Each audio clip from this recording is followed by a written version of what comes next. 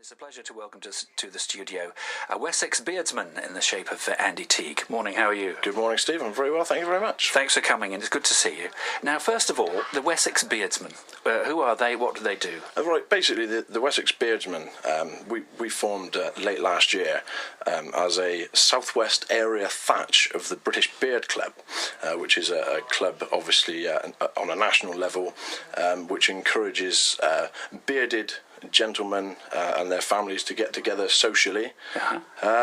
It's a thatch. Yeah, that's what we call it. Yeah. So it's not a branch. No, it's not a branch. It's a thatch. It's quite appropriate with the fact that most of our faces do look like thatched cottages. Oh, right. Yeah. Because well, let's do. We must tell you. Here's Andy is sporting a very fine beard. Actually, a very good head of hair. I have to say. Thank you very much. Thank you. And it's fair. And is that particular beard you've got now? Just describe it to us. Is it given a name as a style? Technically, it's a goatee, right? But I've been a little bit lazy lately, so I've got about 1.5 inches of stubble around the sides. Okay. So it's looking a bit more like a full beard at the moment. So you must be. The beard itself is somewhat 7 or 8 inches. Yeah, about that. Yeah. It's a fine beard. Thank you very much. But you're the rest of the guys in the Wessex Beardsmen. Yep. They have beards of different shapes. Yeah, absolutely. Yeah. I mean, we've got one of our guys, Drew, up in Bridgewater, is a what we call a musketeer. Right. Which is basically a small amount of beard under the lip on the chin and a styled moustache out straight sort of symmetrically. Right. We've got full natural beards. We've got partial beards. We've got mutton chops. We've literally got all sorts of facial hair. And so you haven't been going that long? No. I mean, as the Wessex Beardsmen, we started over Christmas. Right. The British Beard Club's been going since 2008. They had their first meeting after some of the core members had been involved in the organising of the World Beard and Moustache Championships, which was hosted in Brighton in 2007. Right. Along with the Handlebar Club, which is the sort of moustached guys based in London, but obviously also a national club. So yeah, the British Beard Club started in 2008 in the country and further afield, abroad as well. We've got somewhere in the region of about 700 members at the moment. Really? Gosh. Yeah. Do you ever get any ribbing or any problems when you're out and about? All the time. Right. All the time. But the positives much outweigh the negatives. Yeah. I mean, for example, I was dropping my children at school this morning and a little girl turns around to her mum and says, "That man's got a really big beard." And the look of embarrassment on the mother's face is enough for me. But yeah, I mean, you get the comments like, "You should paint it white for Christmas and be Santa Claus." Okay. Those comments tend to go on till about July and start again in August.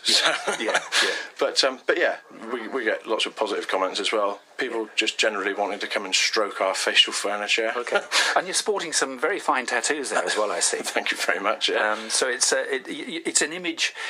Do some people get a little bit concerned, think a bit wary? Because clearly you're a nice enough sort of guy. Thanh you very much. Well, you appear to be. You haven't gone mad in the studio yet. I mean, yeah, beards in that. I mean, they do get a lot of negativity. A lot of people sort of say, "Oh, I wouldn't sit next to you on a plane," or But it's a good thing. We're all supposed to have beards at the end of the day. If we weren't supposed to, they wouldn't grow. So that's the reason that they're there. And also, there's something in that, yeah. We're doing our bit to help the environment as well. This beard's taken me just over 12 months to grow, and if you imagine how much hair I would have washed down the drain by shaving every morning, it would have caused quite a problem. And if everybody just stopped shaving, as well as saving on average £157 a year in shaving products, would do the world a lot of good. Well, okay. Stay with us, Andy, because I know you're raising money for charity. That's right. We'll talk about that. Andy Teague's with us. He's from the Wessex Beardsmen. He takes us on to 10:12. Let's have a song from Paul Simon. And you can call me out, 107.8, Tone FM. It's Steve through till 11, and Andy's still with us, Andy from the Wessex Beardsmen. Now, you've got a competition coming up, Andy, and you're raising money too. That's correct, yeah. Tell us all about it. Right, basically, we're raising money for the Make-A-Wish Foundation UK, the charity that grants magical wishes to children and young people fighting life-threatening diseases. The reason for the particular the particular charity is that my daughter was diagnosed in September of 2011 with leukemia, and she was granted a wish last summer to go to Paris for a weekend. So we've decided, as obviously it's a charity that is close to all of our hearts, to host the first Wessex Beardsmen's Beard and Moustache competition, which is taking place on the 13th of July over in Yeovil, the 94 Club, which is formerly the Liberal Club. Right. Anyone can take part. We've got 9 categories, including a natural full beard, partial beard, musketeer beard, business class beard. We've got some moustache categories, which are natural moustache, styled moustache, and we've got freestyle beards or moustaches, which is basically any category or any beard or moustache that doesn't fit any other category. We've also got 2 separate categories, which one for the ladies and one for the children, which are handmade false beards or moustaches, and literally they can be made out of absolutely anything you want. We've seen in our past at various competitions beards and moustaches made of Lego, chickens, feathers, spaghetti, popcorn, and you know, even one lady recently in America won a competition with a beard made of bacon. Really? So the sky's the limit, really. Be as creative as you like. Now, contestants are £7.50 to come along and watch. Costs £5, and children's admission is free. So basically, come along and have a brilliant day and help us support such a fantastic charity. So if you have well, I suppose that 13th of July, so there's still some growing time left. No, that's right. I mean, if anyone was stood in the mirror this morning shaving away the day of yesterday, they could today decide to, as I like to say, let the razor rust. Put the razor away. You've got nearly 6 weeks. You could quite easily enter our business class beard, which is basically any beard which is neatly kempt and trimmed back to look business class, basically. So, especially if you're, dealing with customers, you have to. That's right. Yeah, absolutely. But the freestyle sounds good. That's normally good fun. That's normally good fun. That's normally where the characters start to come through. I bet. We've already got competitors registered from all over the country, from Cornwall through to Essex, right up through Derbyshire, and as far north as Grimsby. And we've got spectators that have bought tickets also from as far away as Ireland.